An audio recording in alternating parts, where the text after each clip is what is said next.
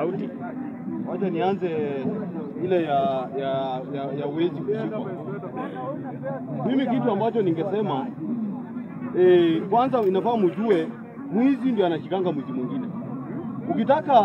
Ukitaka kuandika kama vitu yake inapotea, ukiandika kushika huyo mtu, andika mwizi. Huyo mwizi ndiye atashika hao wizi wengine. So namaanisha ya kwamba tuanze na Ruto mwenyewe. Ruto anaibia watu pesa. Watu ambao wanafanya kazi. Ruto anaingiza pesa kwa mfuko ya mtu, anaibia mtu. Hiyo ni wizi. Na mkumbuke wizi ni wizi. So mtu mwenye ameleta hiyo mada amekuja na mada mzuri sana. Kwanza Ruto aanze kwanza kushikwa. Kuibia wananchi pesa.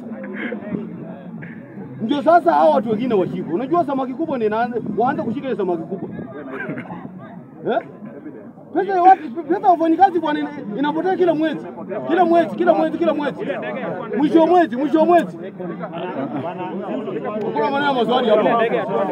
Bana.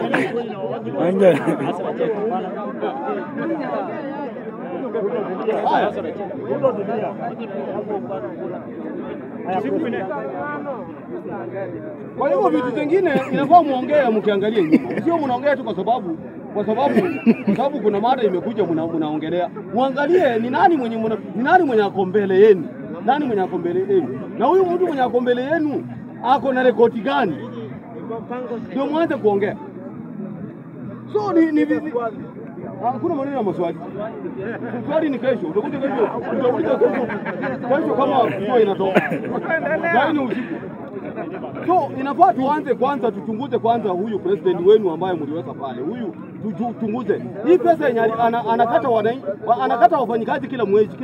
Anasema kwamba ni za nyumba. Hiyo sio wizi. Unajua kuna njia mingi ya kuiba. Ninyi hamjui. Unafikiria ati mtu anaenda akatukiiba. Kuna njia mingi ya kuiba. Hiyo yenye anatumia hiyo ni wizi. Ni njia moja tena ya wizi. Nani huyo? President anaibia watu pesa kila mwezi.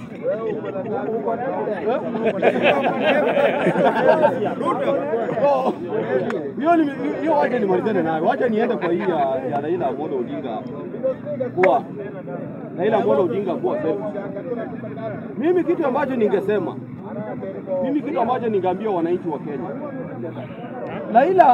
Raila ni mzuri, ako na rekodi mzuri. Lakini nategemea unaenda kupanga nyumba ya kina nani. Unajua kama mnaongea vile mnaongea hivi na Raila ameenda kuhamia nyumba ya wengine. Sasa ndio mnaanza kucheka mnasema Raila anaandika watu. Unaongea nini? Unaongea nini? Haongei wewe nani? Nyinyi angekalia kiti ndio tuone hakika kweli huyu Raila Amolo Odinga roho yake iko aina gani? Yeah. Lakini ukienda kwa nyumba ya mtu amekupea karumu kamoja. Hiyo karumu sasa ndio naita wengine mkae nao kwa hiyo karumu. Sasa hiyo si kama tu ndoto ya mchana. Na mimi nataka kuambia watu wa Nyanza. Hata wewe nakujua. Nataka niambie watu wa Nyanza.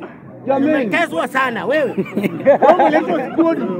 Umeletwa na makoba. Nataka niambie watu wa Nyanza. Jamani, huyu mzee yenyewe tunamtolea kwa vile amefanya kazi. Na nyinyi watu wa Nyanza, hamwezi tafuta mtu mwingine. Hamwezi acha huyu mzee aende kupumzika. Mzee ako na miaka 8 na bado mnang'aa mzee. Raila. Mwache Raila apumzike. Hapo hata amekushinda miaka. Na wewe ndio mzee wa hapo. Ndio mzee kijijini. Huyu Ruto tunapiki yangu sana. Sisi watu wa Nyanza hatunanga tamaa ya uongozi. Ukiongea Nyanza ongea Wajaluo. Watu wa Nyanza Lula ndio Nyanza wako sisi. Siweke ndani. Sio Luo Omba peke yake ndio Wajaluo. Watu wa Nyanza hatunanga tamaa ya viongozi. Wacha niwaambie. Sasa hivi bado tuko na Raila Amolo Odinga, hatuna kiongozi mwingine ambaye tunasema ni kingpin yetu.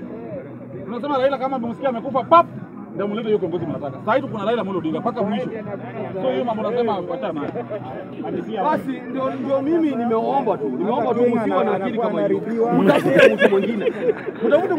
Hiyo ndio sababu mnapoteanga.